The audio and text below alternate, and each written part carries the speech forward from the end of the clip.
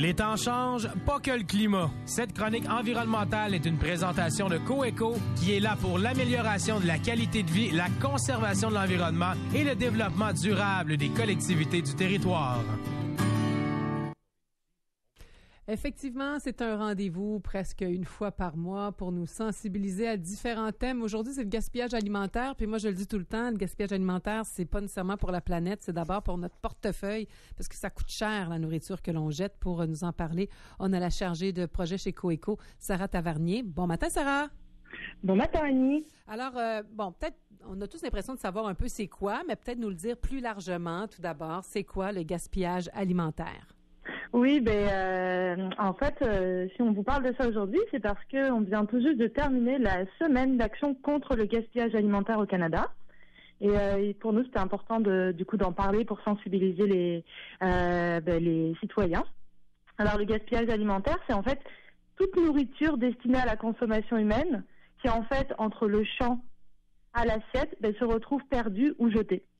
Est-ce que vous avez des chiffres concernant le gaspillage alimentaire? Ah bah oui, ouais, en effet, au Québec, on est sur les 7,5 millions de tonnes d'aliments qui, en fait, entrent dans le système bioalimentaire par année. On a 16% de cette quantité, donc c'est 1,2 million de tonnes par année qui va être gaspillée, même si les aliments sont comestibles.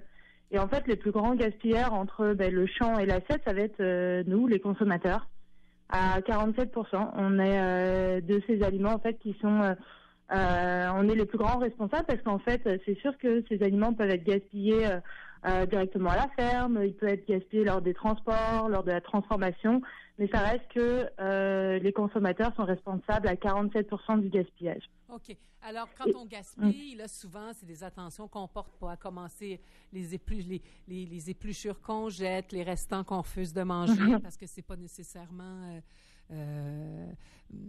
des fois, il y a des gens qui aiment pas ça, manger des restants. Quoique là, je pense qu'on le voit un peu moins avec le prix des aliments qui a augmenté, mais ça se déploie de toutes sortes de façons, le gaspillage alimentaire.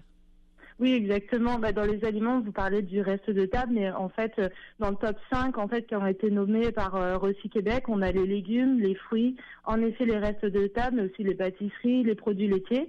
Bien sûr, après, il y a tout autre type d'aliments, mais c'est vrai qu'en tête, on a quand même les légumes et les fruits. Et du coup, dans la problématique, c'est vraiment du début, en fait, dès l'achat, il peut y avoir des achats en trop grande quantité. Après, au niveau de la conservation, il y a des problématiques et du coup, tout ça entraîne à la fin des quantités assez énormes de gaspillage. Et il faut savoir qu'en fait, la majorité au Québec part malheureusement à l'enfouissement. Donc même si on a par exemple la bonne conscience des fois de mettre au bac brun, il y a encore une trop grande quantité qui part dans la poubelle à déchets. Et après il y a plein d'autres destinations de ces aliments, mais ça reste quelque chose qui arrive en trop grande quantité dans les espaces d'enfouissement et qui reste des déchets à gérer, quoi. Ben oui, mais ça, c'est aussi un manque d'éducation. Tu sais, je me souviens, moi, au primaire, au secondaire, par le passé, on avait des cours d'éducation familiale qui devraient probablement revenir à partir de secondaire 1 pour les deux sexes, parce que souvent, si on jette les fruits puis si on jette les légumes, c'est qu'on n'a peut-être pas la volonté, mais qu'on sait pas quoi en faire, parce qu'un légume, faut qu'il soit vraiment moisi pour pas... Tu sais, on peut facilement faire des soupes avec des légumes qui sont vieux, avec des fruits, on peut faire des compotes, on peut envoyer ça dans des muffins. Tu sais, des raisons de jeter des fruits et des légumes, il y en a pas. Donc, je vois pas d'autre chose que le manque d'éducation. En plus que ça coûte tellement cher.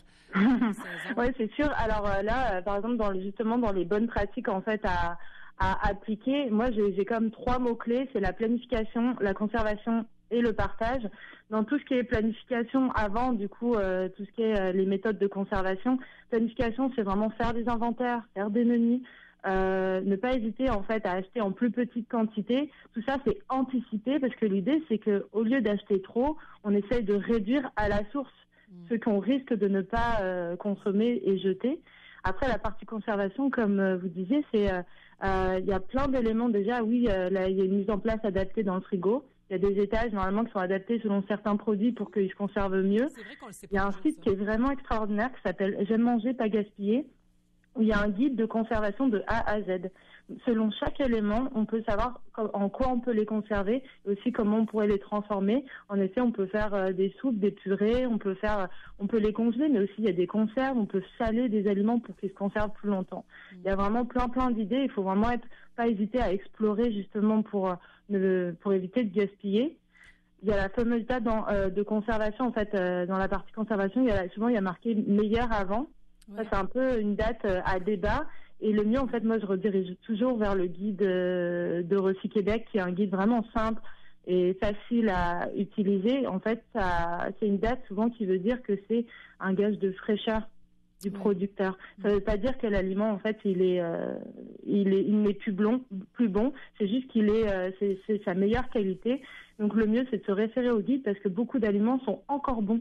Oui, après cette date. Et d'ailleurs, une belle façon pour éviter le gaspillage dans les grandes bannières, depuis un certain nombre d'années, maintenant, on peut acheter ce qu'on appelle les légumes imparfaits, les fruits imparfaits. Moi, la semaine dernière, j'ai acheté un gros sac de fruits dits imparfaits ils n'ont rien d'imparfait. Je pense qu'ils sont pas conformes probablement dans leur grosseur. Puis c'était comme 3 $ de moins que le sac de fruits réguliers, là, les petits fruits surgelés qu'on peut acheter hors saison. Ça, c'est un exemple de ne pas hésiter à aller acheter ces fruits-là ou légumes-là en magasin, qui sont moins chers, sont corrects.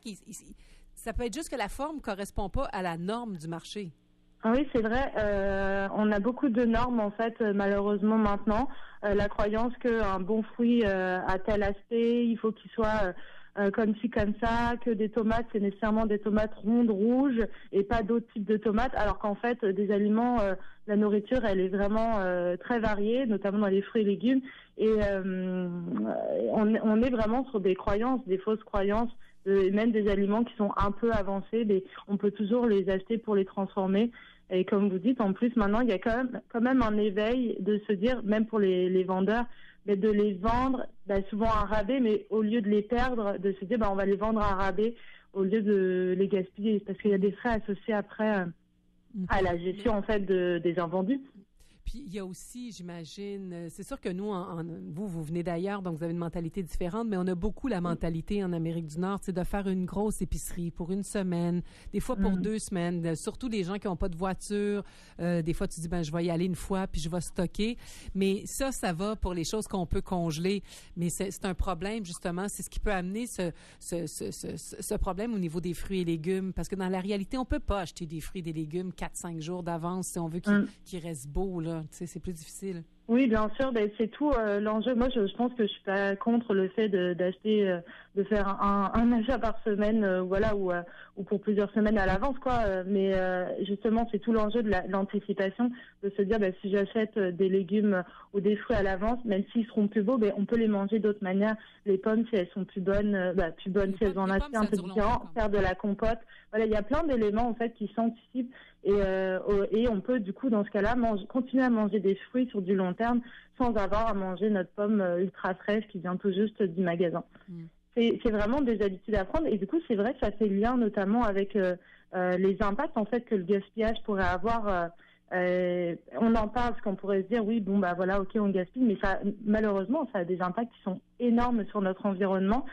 Et notamment en fait à cause des gaz à effet de serre, de la consommation d'eau en énorme quantité, de la mobilisation des terres agricoles en fait qui sont mobilisées pour rien vu que ça va être des aliments qui vont pas être consommés, à la biodiversité. Du coup ça a justement le fait de choisir par exemple seulement une espèce de tomate, on élimine les autres espèces, le fait de surconsommer, d'utiliser des produits, aussi ça impacte notre environnement. Et enfin sur l'aspect économique, parce qu'on parlait là des aliments qui sont achetés peut-être en avance, mais du coup c'est en moyenne 20 $ d'aliments, en fait, dans valeur d'aliments qui sont jetés par semaine par ménage québécois. Ça, c'est 80 $ par mois.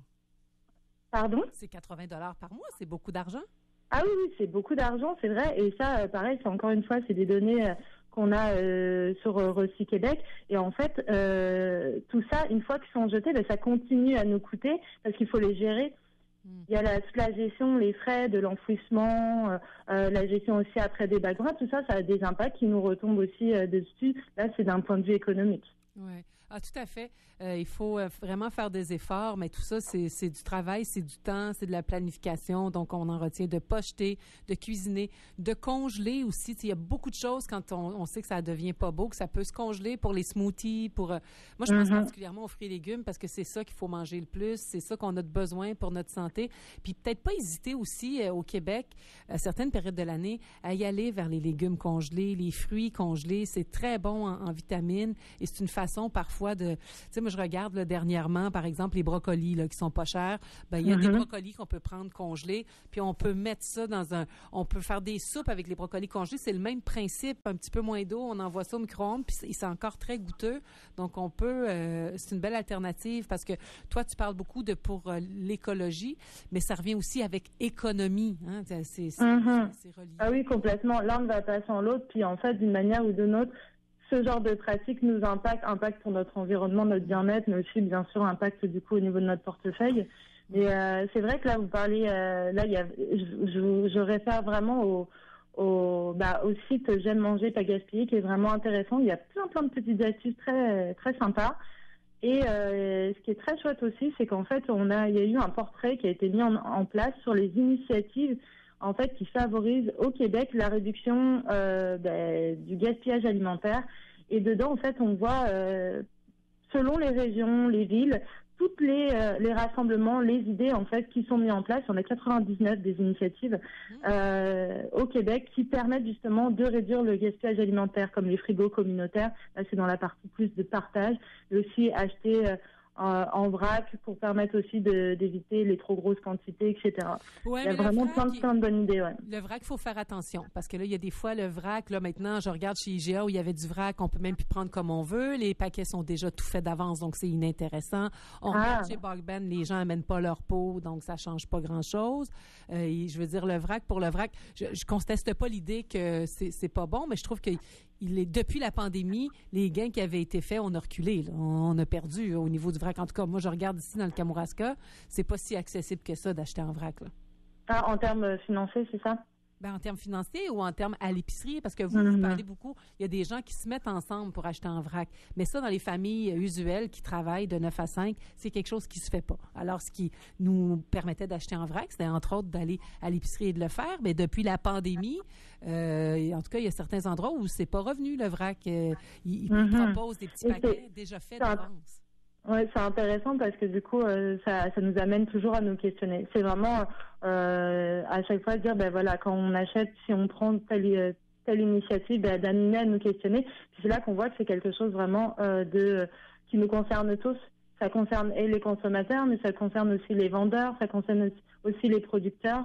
Donc c'est pour ça que en général, c'est une conscientisation qu'il faut avoir à différents étages. Et des fois, les choix, les volontés des consommateurs peuvent impacter justement les vendeurs.